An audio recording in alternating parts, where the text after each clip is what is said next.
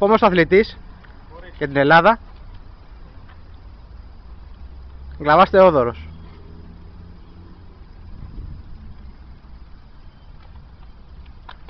Έλα Τάκης, φύγε. Τελευταία προσπάθεια. Μπορείς. Τελευταία προσπάθεια στα 150 κιλά.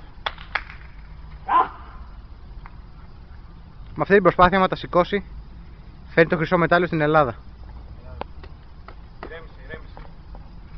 Ηρέμησε. Τα έχεις τα κιλά. Τελευταίες οδηγίες από τον προπονητή. Μετά πάμε, σηκώνεις. Μπεπ! Πάμε!